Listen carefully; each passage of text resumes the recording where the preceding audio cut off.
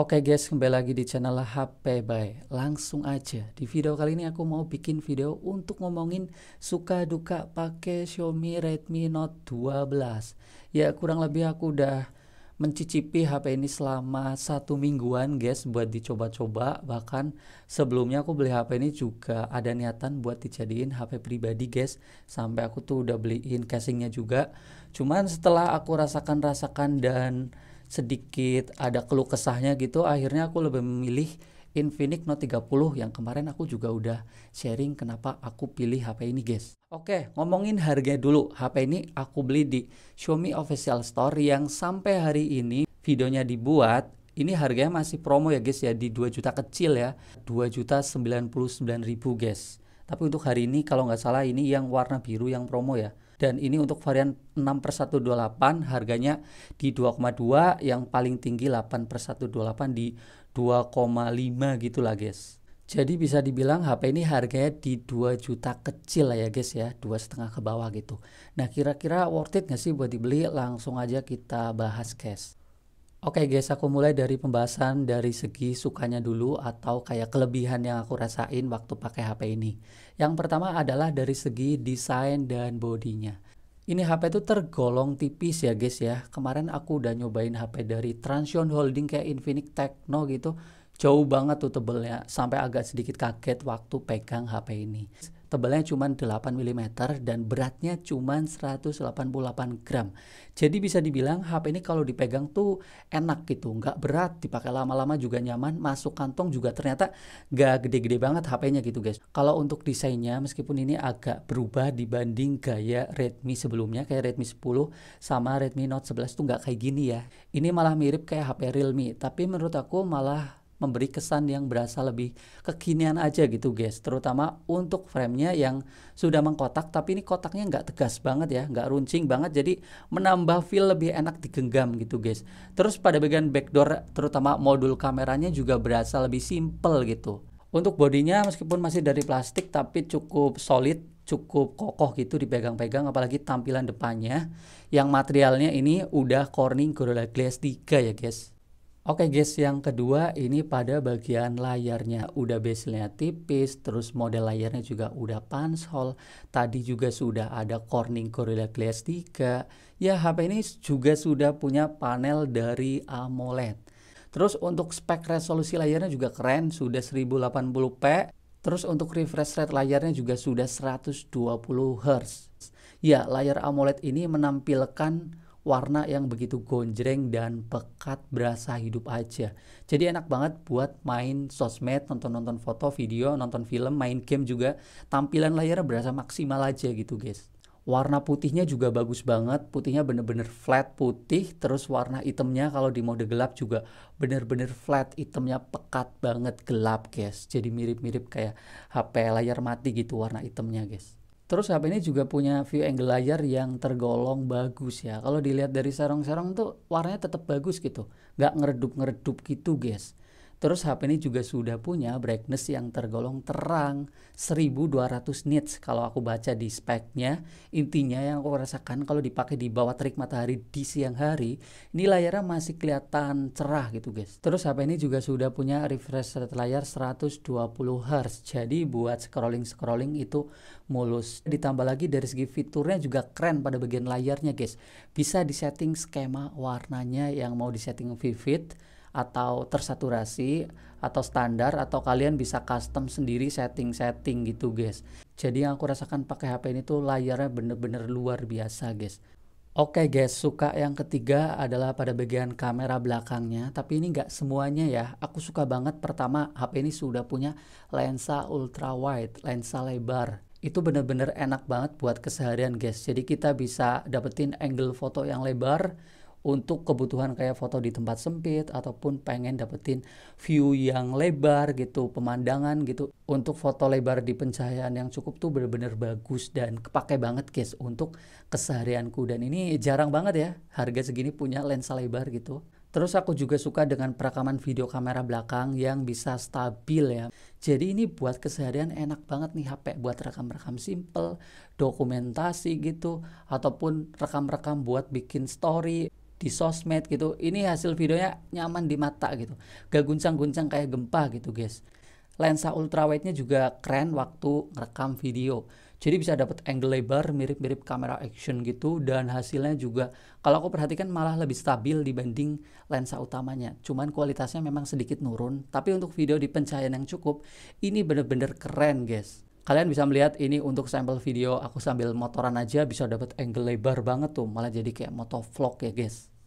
Oke guys, suka yang keempat di HP ini adalah pada bagian baterai sama chargingnya. Meskipun HP ini HP yang tergolong tipis gitu, tapi baterainya tetap standar ya, udah 5000 mAh. Ini juga 5000 mAh-nya tergolong daya tahannya itu bagus guys. Meskipun kalau aku perhatikan ini di bagian baterai di settingan itu nggak ada keterangan buat ngelihat screen on time yang dihasilin guys. Akhirnya aku coba untuk hitung aja guys, dengan catatan layar 50% brightness-nya pakai jaringan data gitu guys. Ya untuk nonton YouTube 1 jam baterai kurang 8%, untuk TikTok juga 8%, untuk Instagram juga gitu 8%-an, terus untuk browsing juga 8%.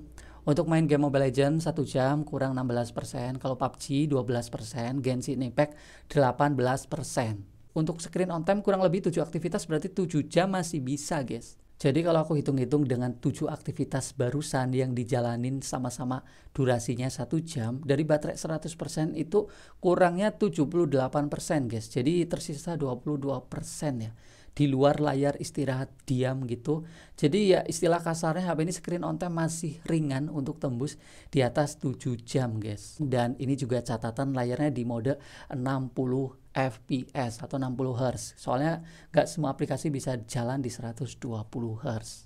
Jadi intinya HP ini awet guys untuk seharian, dan jangan lupa untuk chargingnya juga tergolong kenceng ya. Ya 33 watt, aku ngecas dari baterai 10% ke 100%. Cuman butuh waktu 1 jam aja. Pas banget malah 1 jam itu. Jadi tergolong gak lama guys ngecasnya. Oke guys, suka yang kelima di HP ini adalah pada bagian fiturnya. Ya, tadi HP ini udah punya fitur IP rating pada bagian bodinya. Terus HP ini punya fingerprint yang sudah di samping dan performanya tergolong cukup kencang. Dan HP ini juga punya sensor AR blaster gitu yang bisa jadi remote nih HP. Terus jangan lupa HP ini juga sudah punya NFC. Ya, NFC ini fitur yang jarang juga yang dimiliki di HP harga segini guys. Jadi fiturnya cukup bagus dan ngebantu banget buat keseharian. Oke guys, tadi udah sharing pada bagian sukanya, sekarang aku sharing pada bagian hal kurangnya atau duka atau kayak kelemahan, keluhan yang aku rasakan di HP ini. Yang pertama ini adalah dari performanya yang kurang stabil ya. Sebenarnya HP ini tuh performanya bagus ya. Kalau dilihat dari segi chipsetnya aja keren tuh. Snapdragon 685. Terus HP ini juga storage penyimpanannya sudah bertipe UFS. Untuk unit yang aku pakai emang RAM-nya 4/128. Ya untuk skor Antutunya aja ini juga udah tergolong bagus banget ya, di atas Helio G88 kalau aku perhatikan. Di 356 ribuan untuk Antutu versi 10. Tapi kenapa ya HP ini buat multitasking itu agak kurang enak ya. Jadi kira-kira gini guys, waktu aku ngejalanin aplikasi buat multitasking ya biasanya lebih dari 5 gitu kan. Terus ditutup, dibuka lagi. Biasanya kan dibuka lagi tuh kontennya masih sama gitu. Tapi di HP ini kadang-kadang suka login ulang gitu tuh. Tuh guys, aku buka lagi yang mana ya? Yang ini boleh. Tuh, kayak login ulang banget gitu. Nggak kayak HP biasanya yang tinggal buka ya kontennya masih sama gitu guys. Ini aku kurang tahu apakah faktor settingannya atau faktor apa, tapi aku jarang ngalamin hal kayak gini guys. Apalagi di HP 2 jutaan gitu, yang biasanya buat apa multitasking itu satset gitu guys. Tuh nunggunya agak lama juga gitu guys. Terus selanjutnya buat main game ya guys ya, aku ngejalanin game sebenarnya 3 doang, Mobile Legends, PUBG sama Genshin.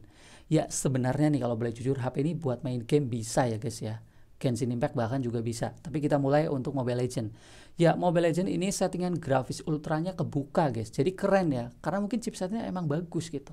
Tapi untuk aku main ML ini kok nggak senyaman itu gitu guys. Jujur aku lebih sering pakai HP ini di settingan grafis medium guys, karena kalau lebih tinggi tuh frame dropnya banyak dan sering patah-patah gitu guys.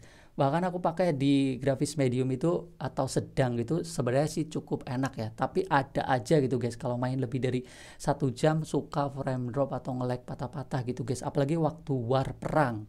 Aku ngegame pakai jaringan data ya guys, bukan pakai wifi. Terus buat main PUBG, settingan grafisnya mentok malah di settingan balance medium, atau enggak diturunin grafisnya ke grafis smooth, frame rate-nya bisa high. Settingan ultranya belum bisa. Mungkin itu di limit banget grafisnya karena untuk ngejaga si performanya. Dan memang buat main PUBG ini udah aman guys. Buat main PUBG aku nggak ngerasain frame drop kayak di Mobile Legends gitu.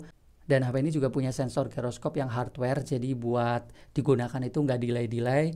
Selanjutnya buat main Genshin Impact. Kalau Genshin Impact sih, ini HP agak pas-pasan jujur aja. Apalagi di RAM yang aku pegang ini 4 GB. Tapi masih bisa guys ya, untuk settingan grafis rendah ya masih jalan-jalan aja, meskipun suhunya gampang naik kalau jalanin Genshin Impact, dan juga lumayan kerasa sering frame drop gitu. Tapi masih bisa lah buat seru-seruan gitu guys. Oke guys, duka atau keluhan yang kedua pada bagian user interface, UI HP ini tuh menurut aku cukup berasa berat gitu guys. Pertama, karena bloatware aplikasinya yang banyak ya.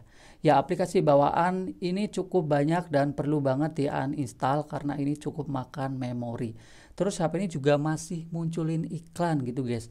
Waktu aku ganti tema, terus waktu aku buka file manager, terus waktu aku kayak buka tuh kalian bisa lihat. Terus waktu kayak buka aplikasi Mi Video, terus buka aplikasi keamanan gitu-gitu. Jadi kadang-kadang tuh nyebelin gitu.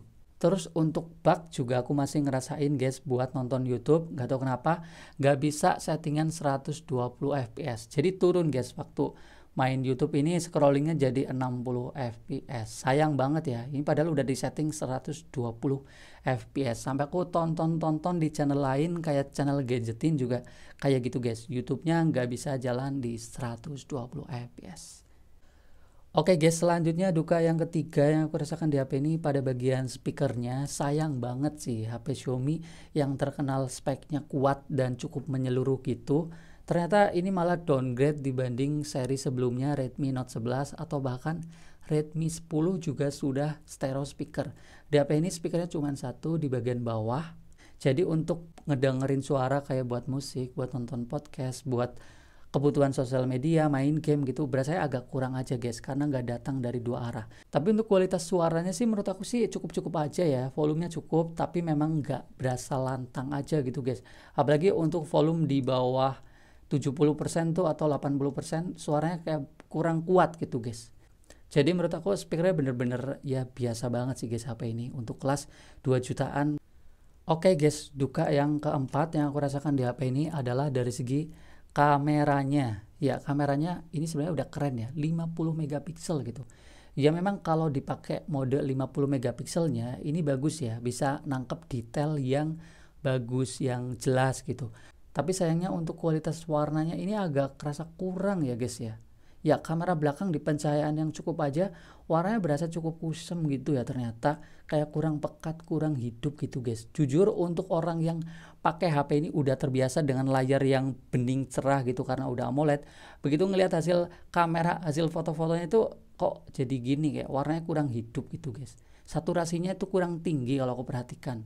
Terus untuk foto-foto potretnya juga tergolong agak susah, kadang-kadang suka gagal ngeblurnya gitu guys. Terus untuk foto malam harinya juga kurang oke, mode malamnya kurang ngebantu gitu guys. Sedikit meningkatkan kecerahan atau keterangan gambar doang, tapi detail sama warna terus noise-nya itu kayak kurang bisa diatasi gitu guys. Terus aku juga kurang suka dengan kamera depannya yang kalau dilihat dari resolusi sebenarnya udah aman ya, 13 megapiksel. Tapi hasil fotonya ini menurut aku masih kerasa kusem ya, sama detailnya itu kurang tajam. Paling untuk foto di pencahayaan yang benar-benar cukup banget kayak di siang hari di bawah terik matahari itu fotonya masih oke lah. Tapi kalau di tempat yang biasa aja, waduh ini selfie-nya agak tergolong burik sih guys. Terus untuk kamera depannya buat ngevideo juga ini kurang enak banget ya. Pertama nih, ngecrop banget gambarnya. Biasanya gambar ngecrop itu karena ada electric image stabilisasi dari cropping gambar gitu. Tapi ini malah guncang-guncangnya parah banget gitu guys. Videonya menurut aku guncang-guncangnya itu berlebihan banget. Jadi untuk kualitas kameranya kalau menurut aku ini tergolong kurang oke ya guys ya. Mungkin kalian user HP Xiaomi bisa menambahin Gcam gitu biar hasil fotonya tambah cakep gitu. Karena kalau mode standar ini kayaknya perlu banget diedit dulu sebelum diupload di sosmed atau story gitu guys. Terutama warnanya yang kurang oke. Oke guys, mungkin segitu doang yang bisa aku sharing sama kalian suka duka pakai Xiaomi Redmi Note 12. Kalau kalian ada pengalaman yang berbeda, kalian bisa nambahin banget di kolom komentar ya guys ya. Takutnya pengalaman kita tuh berbeda, dan kalau ditanya apakah HP ini worth it atau tidak buat dibeli, ini bener-bener harus ngelihat poin plus sama minusnya gitu guys. Karena HP ini bukan HP yang bener-bener aman semuanya gitu guys. Meskipun ya HP murah tuh gak ada yang bener-bener perfect, tapi HP ini tuh kayak mencolok banget. Poin plusnya itu bener-bener menonjol banget, kayak nih, layarnya bagus banget buat orang yang suka nonton video ataupun main sosmed, ngeliat gambar-gambar tuh, waduh, ini bener-bener memberi kenyamanan yang terbaik dibanding HP lain yang belum AMOLED. Terus HP ini punya desain yang tergolong cukup bagus, pegangannya juga nyaman karena enteng, ringan, tipis. Terus HP ini punya baterai yang awet, chargingnya kenceng, kamera belakangnya videonya bagus, stabil, sama adanya ultra wide yang jarang banget di kelasnya. Dan HP ini punya fitur yang tergolong bagus, ada bisa jadi remote, terus punya IP rating, tahan cipratan air debu gitu. Terus HP ini juga punya NFC. Kalau kalian butuh hal-hal kayak barusan, HP ini cocok banget. Buat orang yang suka main game parah gitu, mungkin HP ini kurang oke karena kayak di brand lain yang pakai Helio G99 jauh lebih bagus. Terus HP ini juga punya user interface yang kurang nyaman. Terus HP ini punya speaker yang masih satu aja, dan HP ini punya kamera yang kurang oke buat orang yang suka foto-foto jepret-jepret gitu, karena hasil fotonya masih cukup kerasa pucat gitu guys. Ya intinya kayak gitu sih. Kalau menurut kalian gimana dengan Redmi Note 12? Kalau menurut aku kayak gitu, lihat banget kelebihan poin plus minusnya. Selebihnya kalian bisa nambahin di kolom komentar. Kita ketemu lagi di video selanjutnya, dan bye bye guys.